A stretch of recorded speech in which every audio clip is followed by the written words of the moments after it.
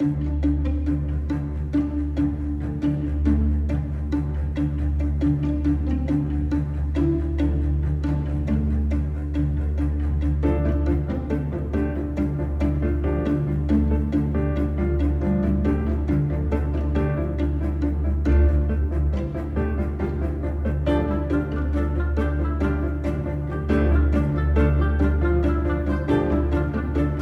back to How to Fix Democracy. In our fifth series, we're focusing on the last 100-year history of American democracy.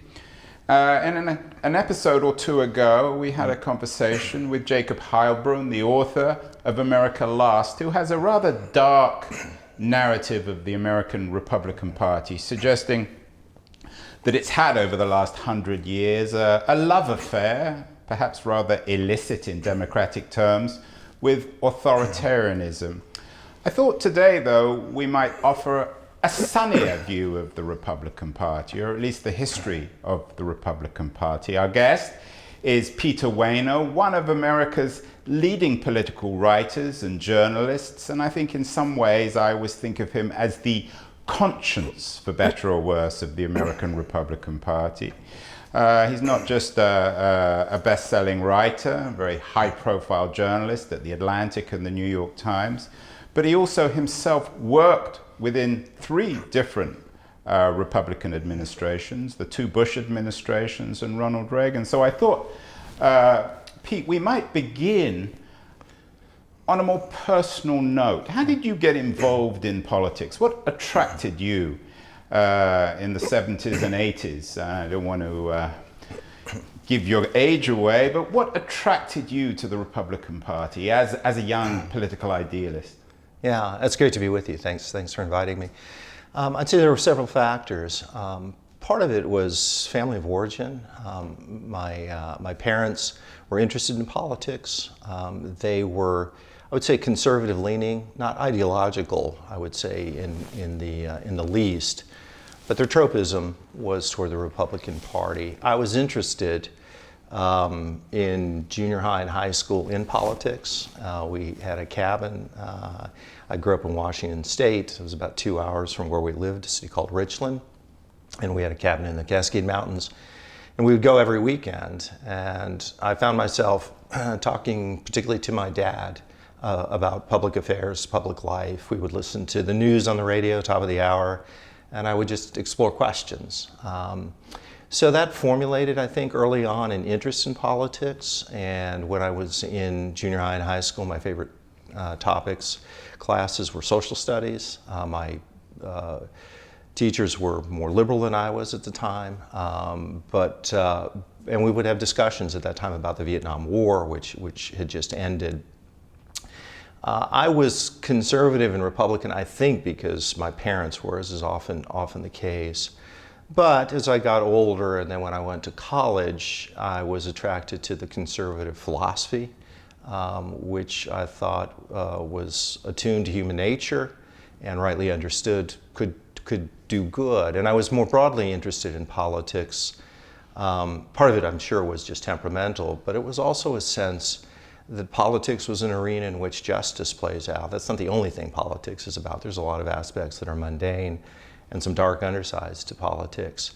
But at its core, I felt like politics at its best was about justice, and that there are important issues that are debated which had to do with human life, human flourishing, and it mattered. My first vote for president was in 1980 for Ronald Reagan. I was in college at the time. And it seemed to me that he articulated a vision of the world and a forward-looking agenda that resonated with me, and that was in the aftermath of the first Carter term, which was widely viewed as a failure, which is one reason Reagan won 44 out of 50 states. You talk about justice, Pete. How do you think, traditionally, in your mind at least, or when you were getting involved in politics in the late 70s, early 80s, how did the Democrats and the Republicans differ in their conception of what justice is and what it should be? Yeah, I don't know if there were tremendous differences on necessarily what it should be. I think it was more operational, which is how does one achieve justice? What are the programs that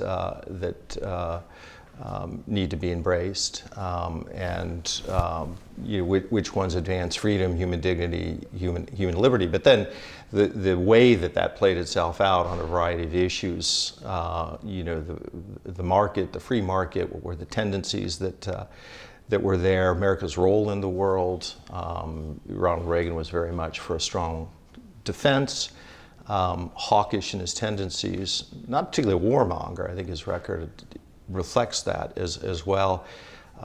In the case of Reagan and the Democrats and the Republican Party at that time, I would say probably primus inter pares among issues was the Cold War. That was just such a dominant issue, and the parties viewed it differently. In fact, Reagan is an interesting figure because he was something of a break of the Republican president and administration that came before him, which was Richard Nixon and Gerald Ford with Henry Kissinger. Kissinger, who was a brilliant man, believed in containment and détente.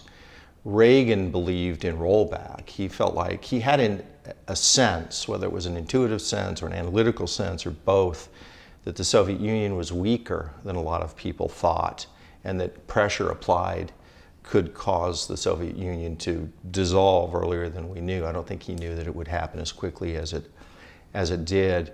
So my memory is that there were a lot of conflicts between the Democratic and Republican Party at that time on that set of issues, which is the Cold War and the activities that America would take, defense spending, unilateral disarmament, nuclear freeze, and those kinds of issues. Pete, we've done a number of shows in this series on race and the history of racism in the United States. In the 60s, it became clear that the parties were, in some ways, reinventing themselves or changing places. You had Nixon's policy with race, and of course Reagan, who remains controversial.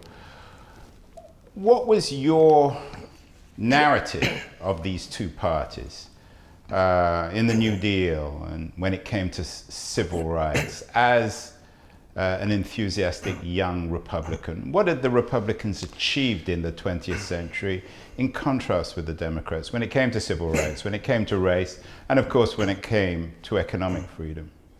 Yeah, it's a good question. I mean, you put your finger on it. It was a little bit blurry at that time because there were a lot of Southern Democrats who were segregationists. I mean, George Wallace, who was a really pernicious figure in American politics, ran as an independent in 1968, but had been a Democratic governor in Alabama.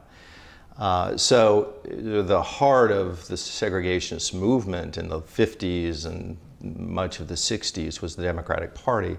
But then you began to see things begin to shift and sort its way out. So people like Strom Thurmond became a Republican, even though he hadn't been that in his earlier days. You know, my sense, because of my age, I was not really active during the civil rights struggle in the 60s. So I was looking back as a young person at the civil rights movement, really when I was very, very young.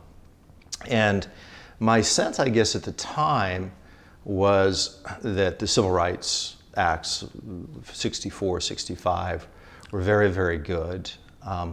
I didn't have any sense at that time that the Republican Party was particularly against those at the time, and that we were making advances in race. The Republican Party was against, as one particular issue, affirmative action. That was something of a hot button issue where Democrats were promoting it, and there were different ways to look at it. I was sympathetic at that time to the idea that the Martin Luther King vision of that one is judged on the content of your character, not the color of your skin, that affirmative action was problematic, that you would give points by race or take points away by race. I think it's a complicated issue, but at that time, those were the kind of issues that were there. I didn't have a sense that the Republican Party was playing the race card at all. I certainly, in my experience, and again, I'm a young guy, so I'm not part of the Republican Party, but at least with the conversations that I had, it never dawned on me that Republicans were any more racist than anybody else, and I just don't remember encountering people that were overtly racist when I was young, and certainly when I went into the Reagan administration, which is in my 20s, as a speechwriter for William Bennett, who was then Secretary of Education. I didn't feel like that the Republican Party's record on race at that point was problematic. When you looked around the room at your colleagues, both at the early parties and within the administration, did it ever occur to you that there were too many whites that didn't really reflect America? Yeah, but I think that was true of the Democratic Party too. I mean, I would say as a general matter at that point, so if we're talking about the 70s and 80s and beyond that, that African Americans were not represented appropriately in all sorts of fields. So I think it was true in the Republican Party and in the Democratic Party, and businesses and news and head coaches and in sports leagues, quarterbacks in sports leagues, and so forth. So I thought that was a problem across the board. I didn't have the sense that it was particularly problematic. The history of the Republican Party is important to understand as well. So if you go back a little bit in time, when Richard Nixon ran against John F. Kennedy in 1960, I think he won about 35% of the black vote. The inflection point was Barry Goldwater. So Goldwater runs against Johnson, 64, and there are two things that are happening at that time, which I think speak well of the Democratic Party, not of the Republican Party. Goldwater opposes the Civil Rights Acts of 64 and 65 on ideological grounds, and at least that's the argument that he made. And I don't think that there was a record that Goldwater himself was as a person racist, but he opposes the Civil Rights Acts. And Johnson, with a tremendous amount of courage as a person from the South, promotes the Voting Rights Acts, the Civil Rights Acts, and again, to Johnson's credit, he knew at the time what this would do to the Democratic Party in the South. He told his aides what this would do, but he went forward with it anyway. So if you see the percentage of black votes for the Republican Party in 64, I think it's in the single digits after having gotten 30-some% in 60s. That's the inflection point. Understandably so for African Americans. I think it speaks not well of the Republican Party that they were where they were at that time. So at that point, blacks for the most part go to the Democratic Party, and the Republican Party loses them. There were efforts for decades, outreach efforts by the Republican Party to try and bring blacks in. And I even remember when Ken Mehlman in the Bush administration was RNC chairman and gave a major speech as RNC chairman apologizing for the Republican Party's position on race, but it didn't really resonate enough with black voters to bring them on. It's interesting, yeah, that I think Jackie Robinson was very close to Richard Nixon up until about 1964, and then he became disillusioned. What about on the other culture war fronts, Pete, on women and women's rights? We had the appearance of activists like Phyllis Schlafly, right, and a strong intellectual pushback on the sexual revolution and the role of women. What were your memories of that as a young activist and then someone involved in the Reagan administration? Yeah, I remember Phyllis Schlafly. She was a major figure of essentially the new right at that time, and she was against the Equal Rights Amendment. I actually remember as a young person having conversations, may have been in college, may have been in high school, where I remember asking people, why would you oppose an Equal Rights Amendment? It seemed to me to be not problematic in the least. And you meant that question rhetorically or literally? Well, literally more than rhetorically. I was just like, why would you oppose it? It didn't. I'd have to go back because it's been decades since that was an issue. But I don't think that there were programs specifically that the Equal Rights Amendment was saying. It was trying to articulate a certain view of equality between the sexes. As I recall, I think the argument was that what would flow from that in terms of policies and so forth could be problematic. I don't remember the details of it. I was not a Phyllis Schlafly fan particularly. I didn't pay a whole lot of attention to her. But this was, the Republican Party had a lot of different voices at that time. There were liberal and moderate Republicans like Charles Percy and Bob Packwood and Mark Hatfield and others. So there was a debate that was going on. The sexual revolution and all of the changes that happened in the late 60s and 70s, I think was trickier in terms of trying to figure out at that time and in retrospect what were the elements of it that were good and laudable, and what were the efforts that were problematic. But at that time, I think there was a sense of a lot of people who held more traditional views that it was almost a convulsion in a tremendously compressed period of time, right? I mean, if you're talking about the early to mid 60s are pretty calm time in America. Right around 65, 66, 67, things accelerate on a whole range of issues. The Vietnam War, race riots in the streets, the cultural revolution, sexual revolution that happens, and you have events like March on the Pentagon, Kent State in the early 70s, and protests around the Vietnam War. So a lot was going on, even in the Democratic Convention in '68, right, in which there was blood in the streets because Mayor Daley was a Democrat. The Democratic Party was having its convulsions too. So there was a lot of going on which caused disorientation to people, feeling like what's happening to our society, massive changes. So, as I looked through it, again, I'd say the formative years for me, I mean, I was a kid when Nixon was president, but when Reagan came along in '76, he challenges Ford. '80, he's the nominee. He articulated a vision that resonated with me. I didn't get a sense that he was a pernicious or malicious figure, and that there was actually a hope and an optimism to his views. And I thought that his presidency overall looks pretty good in retrospect. Pete, your work, your written work and your life reflects a strong religiosity. Did that draw you into politics? Of course, the foundations of American democracy are rooted in this very clear distinction between church and state, which is one of its more revolutionary, radical, and long-lasting features. Were you drawn to politics because of that church-state division, or because of your own innate sense of religious goodness? Yeah, it's a good question. I mean, I think I was drawn to politics dispositionally and temperamentally. So if I never became a person of the Christian faith, I think I still would have been involved in politics. It just had an interest to me, it sort of captured my imagination. The role that faith has played in my life, and particularly the intersection of faith and politics, I think is real. It's a little hard to sort through.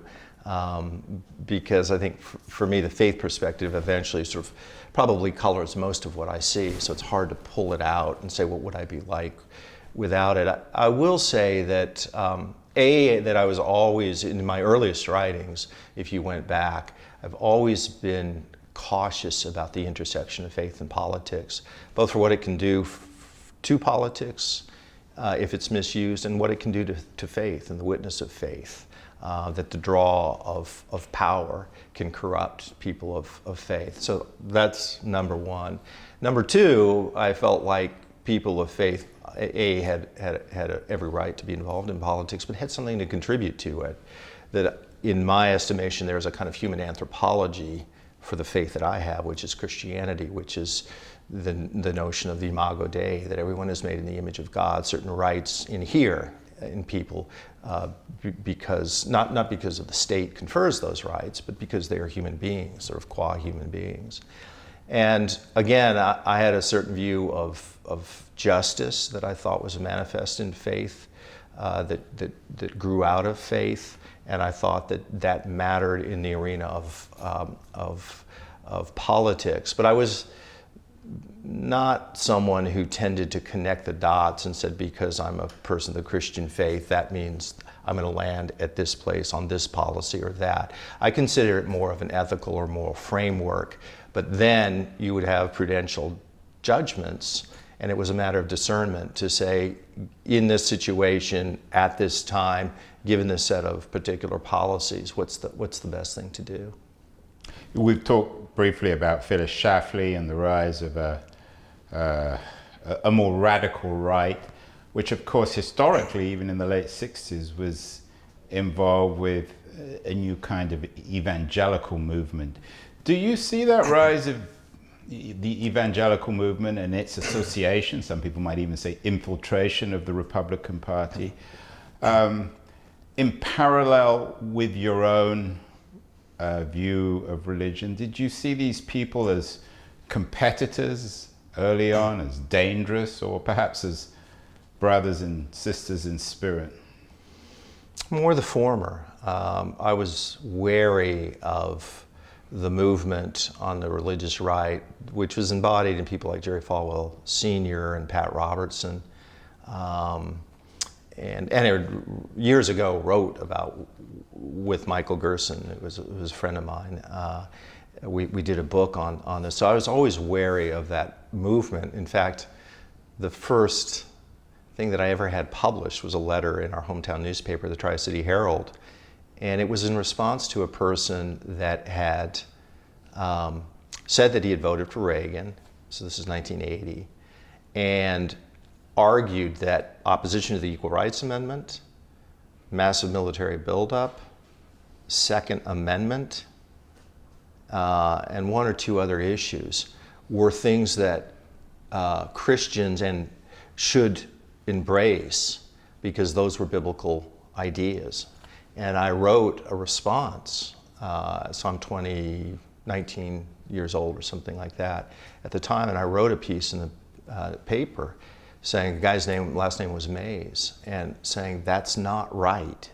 And I remember my last line, which was that it might occur at one point to Mr. Mays that Jesus lived and died for Republicans, independents, and maybe even a few Democrats. So at a very early age, I had this concern that the twinning of faith and politics could be dangerous. And when I saw people like Falwell and Robertson, one is that they were culture warriors and seemed to draw energy from the conflict, which wasn't really where I was at the time. And so there was a dispositional difference, I would say, between them. And I also thought that they sort of massacred what Christian faith and theology really was. So, for example, as late as 2001, after the World Trade Towers had been hit in the attacks on 9/11, Robertson and Falwell are on the air a few days after the attacks saying that this is God's judgment on America because of support for the ACLU, for gays, and for abortion. And certainly at that time, when I was in the Bush White House at that time, I found those comments abhorrent, but I would have found them abhorrent even when I was in my late teens. How would you explain this rise of men like Falwell and Robertson? Were they, or are they clever opportunists, brilliant marketers? Are they ideologues? Are they power hungry? How do we make sense of their rise? Yeah, not knowing them, I can't say for sure. Well, you work within the Republican administration, so you have a better sense of them than many of our audience. Yeah, no, I was going to say I don't know them personally, but, so I'll get to the but. I suspect it's some combination of those things that you named. I think some of it was a certain theological attitude. Now, having said that, there has to be a caveat, which is, Falwell's an interesting example. If you go to the mid-'60s and listen to what Jerry Falwell Sr. said, his theological precepts was that Christians should not be involved in politics. It was very much of an almost Anabaptist Plymouth Brethren approach, which is, we're concerned about saving souls. We don't want anything to do with this depraved world. And so he was on the sidelines, and a lot of others were at the time. But then if you fast forward to the late 70s, there's a flip on those theological precepts, and they decide we really do need to get need to get involved. I think probably the most generous explanation is that they felt that they were on the defensive culturally, and that they needed to be a response, including a political response, to try and protect ideals that they had. I think the less generous response is that they were ideological, that there was almost a psychic satisfaction that they took for the conflict, that there was a lot of anger and judgment that informed their views. A lot of grievances. I don't think one can understand even this moment in the Republican Party and the Christian right without taking into account these tremendous feelings of grievance and resentments that had built up over decades. I think their theology got all botched up, all messed up. I've never met a group of people, I would say, in politics who are more susceptible to the seductions of power and the temptations of power than Christians. I think that they're easier to buy off, if you will, than virtually any other group. It doesn't take much. It's just opening the door and allowing them to be close to power, partly because I think there's an inferiority complex that has existed. They just feel like we've been viewed as second-rate intellectually and otherwise. And so if someone in power says, come on in, you'll be listened to, that's about all it takes. In parallel, you had the rise of a new kind of radical republicanism within the party itself, of men like Newt Gingrich, who seemed to reflect that evangelical movement, perhaps in a more secular sense. Yeah. What caused what? Was Gingrich a consequence of Falwell and Robertson, or Falwell and Robertson enabled because of the rise of angry young men like Newt Gingrich? Yeah, I think it's probably a combination. I mean, I think the important thing to understand about Gingrich in this context is to go back earlier than '94, which is when he became speaker. He became speaker in '95, but it was the '94 election. And Republicans had not won the House for decades, and Gingrich comes onto the scene, and they have this massive election win in Clinton's first midterm. But Gingrich rises up in the late '70s and he became a backbencher in Georgia, and he was a kind of flamethrower at that time. It's interesting to see in retrospect when you read about how Ronald Reagan dealt with Gingrich and the Reagan White House dealt with him, which is they had a sense that he had, I would say, certain dangerous predilections and tendencies. Gingrich is smart, or at least he comes across as smart. Has a lot of ideas, but a lot of them I think are crackpot ideas. Some of them may be good, but unrealistic, and some of them were good. But the pendulum swings widely for him. But I think beyond that, what he did, and in retrospect, I think damaged the Republican Party more than a lot of people realized at the time, was he brought into this to the party a kind of war mentality and a demonization of the other, of the enemies, the Democratic Party. So he's using rhetoric and promoting rhetoric, even as a backbencher in Georgia in the early '80s, which really began to change, I think, Republican sensibilities. And then when he becomes speaker in the '90s, that's validated. And so the Republican Party begins this move toward what it's become. Now, I don't think it was nearly as acute as it is today, but I think it's definitely related to it. You worked in the Reagan and then both Bush administrations. Was there a moment, Pete, when you recognized or was concerned that the people in the room with you, the people in this party that you worked within, were foreign to you, that something dramatic had changed? Yeah, it's a really interesting question. I don't recall having a sense, certainly when you said, let me take it literally, people in the room with me, I don't recall having conversations or being in, having colleagues where I thought, man, these people are lunatics or these people are dangerous.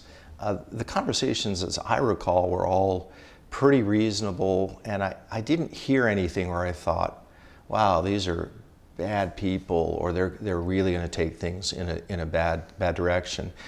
Now, I need to give a little context. I was working for William Bennett, who was Secretary of Education in the late 80s. I was speechwriter for him in my 20s.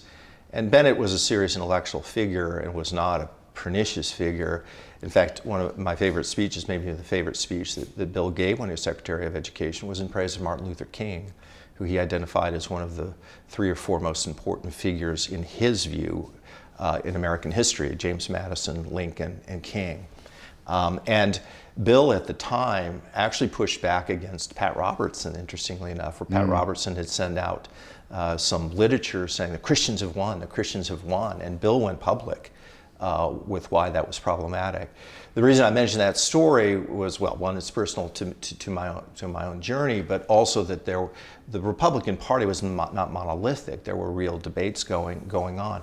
There were times in which I think I knew at that time that there were problematic elements in the Republican Party, but I felt like I was part of a project to keep those individuals and movements on the fringe and to keep them contained, recognizing that every party, including the Democratic Party, has certain fringe elements.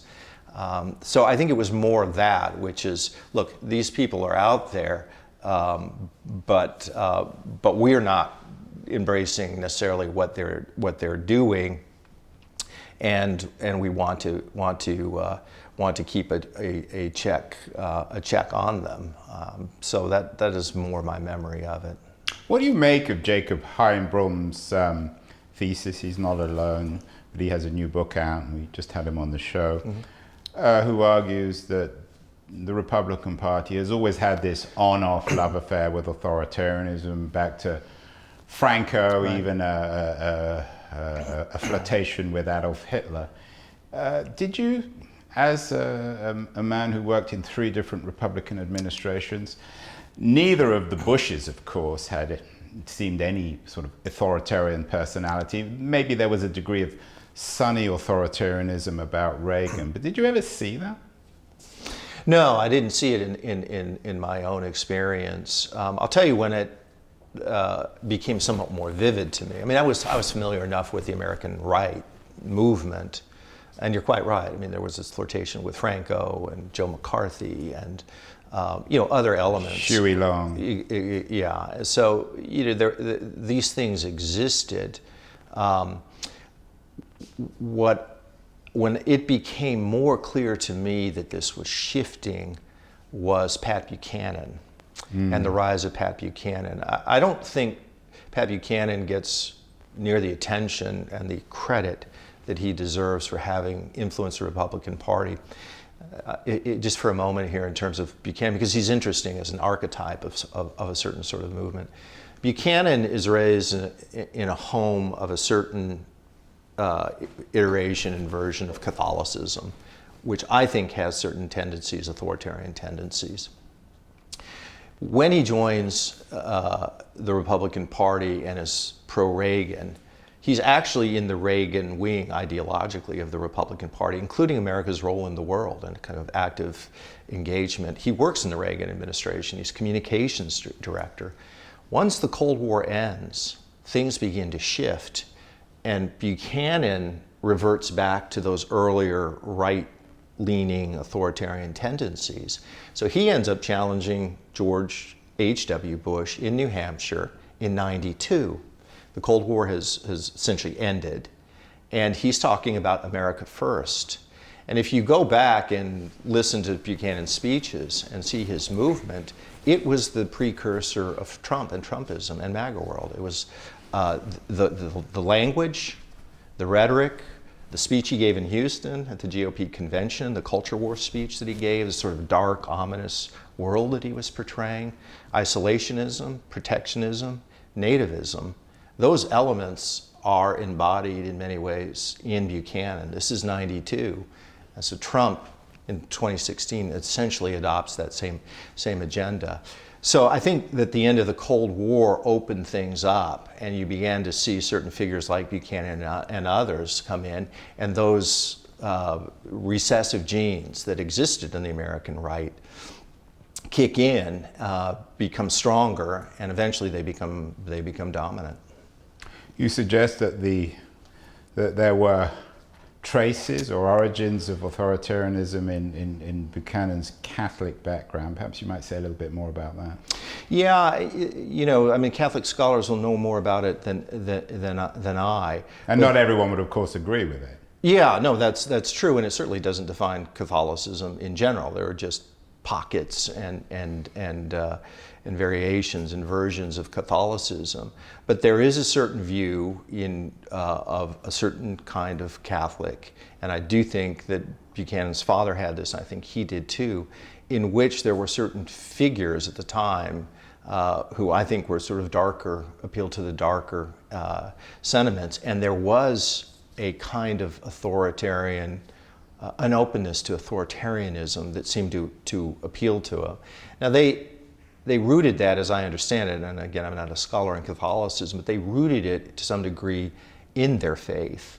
Now, I'm thankful that Catholicism as a general matter doesn't do that, but those strands and strains existed within it, and I think Buchanan was representative of it. Buchanan is a person of deep Catholic faith, so I'm practically certain that his faith, as he understood it, helped inform his political views.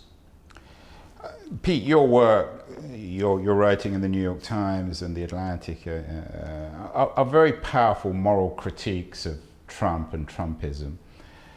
Do you see Trump and Trumpism as the logical outgrowth of Buchanan and Gingrich? Is there a clear narrative, or could Trump have ended up in a third party, or even conceivably within the Democrats, since he began life as a Democrat? Yeah, well, there's certainly a through line, which we've been talking about, that you can see that led the Republican Party to where it is. I don't think it was inevitable. I don't think it was a logical outcome of it. Certain events and circumstances aligned excuse me, certain events and circumstances aligned that led the Republican Party to where it is. But you know, events could have been different. Buchanan could have run in 2012. I'm sorry, Trump could have run in 2012 and been defeated, and that might have ended his political prospects. And the Republican Party may have nominated Marco Rubio or Ted Cruz, and it would have gone in a different direction. I think Cruz would have been a problematic direction, but it wouldn't have been nearly as problematic as Trump. So I don't think this was written in the stars. On the other hand, I don't think that you can understand the election of Trump. I don't think you can understand the nomination of Trump, the election of Trump, or the current state of the Republican Party without understanding these currents that existed before Trump entered the scene. He didn't appear ex nihilo. He tapped into something, and in fact, this is a very important point, which is, you know, when Trump ran in 2016. Almost nobody gave him a shot to win. I actually did. I warned about him 3 weeks after he announced. I wrote a piece in the New York Times in July of 2015 saying that this man was a danger. And, but Trump had no history in the Republican Party. He had held a lot of liberal positions prior to joining it. He actually didn't spend that much money, and he had no infrastructure. So he shouldn't have won that race, and yet he did, and he won it easily. So what does that say? It says that he tapped into something that overcame all of these obstacles. That meant that there was something within the base of the Republican Party that Trump, more than anybody else, understood. He had an intuitive sense of the move and the sensibilities of the right, and he tapped into it, and he won easily, and now he has a vice grip on the party. As I said, Pete, nobody, I think, writes with more courage and moral passion against Trump than you, perhaps because you're politically a conservative, and in your history has been in the Republican Party. What is it about Trump that you detest so much? Is it his moral nihilism, his authoritarianism, his contempt for democracy? Yeah, I mean, it's all of those things. I think probably the thing that most troubles me viscerally is how he hurts people and how it's gratuitous. There's a cruelty to him, particularly aimed toward people who are powerless or on the edges of society, in the shadows of society. So, for example, when he would mock people with handicaps, or refer to people who had died for our country in war as losers, or his racial attacks, the way he demeans people, the way he attacks and mocks people whom he was found liable of rape, that whole cluster of issues, I think, probably viscerally most troubles me. But beyond that, I mean, there's so much. I'd rank relatively low his agenda, which I don't agree with. I don't think he's a conservative by any means. I think he's a populist in many ways. I think he's antithetical to conservatism in terms of philosophically and certainly dispositionally and temperamentally. But if I had to rank what worries me most about him and what bothers me most about him, apart from what I just told you, it is that he is a man, in my estimation, of borderless corruption, a malicious and malignant figure who is doing tremendous harm. I said at the outset that I thought he was a sociopath. I remember the term that I used, because you couldn't really use publicly sociopath at that time. And I said, he's a person of disordered personality. I had a conversation with a very well-known journalist in the spring of 2016. And this person knew he was going to be writing on Donald Trump, and I had known him from my previous experience in Republican administrations. And he called me because he was clearly calling Republicans, asking, how should I think about Trump? How should I cover him? And I said to him, I think the most important thing that you can do is to talk to psychiatrists and psychologists, because he has a disordered personality. And I said, if you don't understand that about him, I don't think you can understand him. And that then led to a long conversation we had about the so-called Goldwater rule, which is a rule that happened because hundreds, maybe even thousands of psychologists spoke out in the '64 election against Johnson, against Goldwater on psychological grounds, and that created a lot of problem within the profession. They said you can't make a judgment like that for someone you've never spent time with. So from that time on, it was always, let's remove psychological analysis of candidates. And I'm sympathetic to that rule, but as I said in this conversation, there are exceptions to it, and I thought Trump was the exception. So I think that he's a person with narcissistic personality disorder, a certain sociopathy. I don't think morality exists with him. I think he's colorblind when it comes to morality. I think there's nothing that he wouldn't say or do. And at this point, I think there's virtually nothing he could say or do that would cause the base of the party to break with him. And I think that's a terrible indictment and a terrible moral indictment against him. And in addition to that, I think that he is a unique threat to democracy in this country, to the rule of law, and to our political and civic culture, and a threat unlike any we faced since the Civil War. And you're right, I've written a lot about him. I wrote early about him. I actually wrote a piece warning the Republican Party about Trump in 2011 in the Wall Street Journal called The GOP and the Birther Trap. That's when he was peddling the racist conspiracy about Barack Obama not being an American citizen. And I said, be careful, don't play footsie with people like this who promote conspiracy theories, because it's going to ruin you. And I would say that, if one looked over my writings, in my estimation, the warnings have all been validated, unfortunately. We're speaking, Pete, in late January 2024. At this point, it looks as if Trump has already been anointed as the Republican candidate. Your argument seems to be presenting the Republican Party as a casualty in all this. And yet more than 50, 60, perhaps 70% of Republicans embrace the man. So what's happened to the party? Have they been seduced by this evil nihilist? Or has something gone wrong, not just with the party, but perhaps with half of America? Yeah, just to be clear, I don't consider the Republican Party a casualty in this. I've argued that there were tendencies, currents of thought, dispositions that existed that made Trump viable in the Republican Party and eventually nominated him. As I said, Trump didn't appear ex nihilo, and in a normal election, he should have been rejected in 2016. So he tapped into something that was existing. My argument would be he was a manifestation of certain dark tendencies that existed in the Republican Party. He took advantage of them. He played it very skillfully. And then, having gotten the nomination, and certainly once he became president, he accelerated all of those things.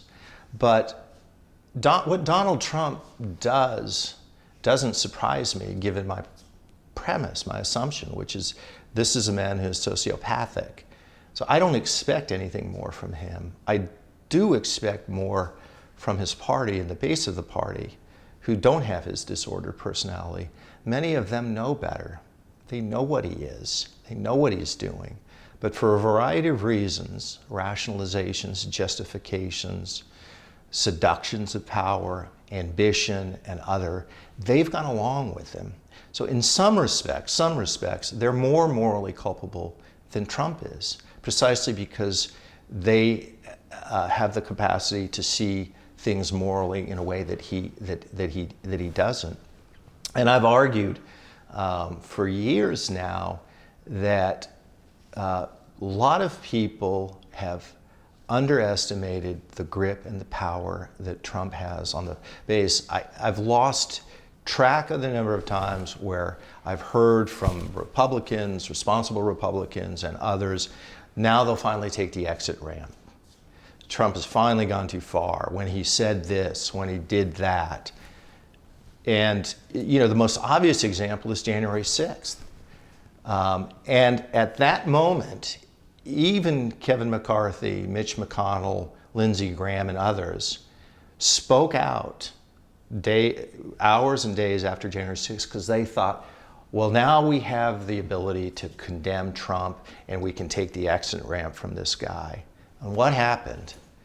Within days, it became clear that the base of the Republican Party wasn't breaking with Trump. They were rallying around him.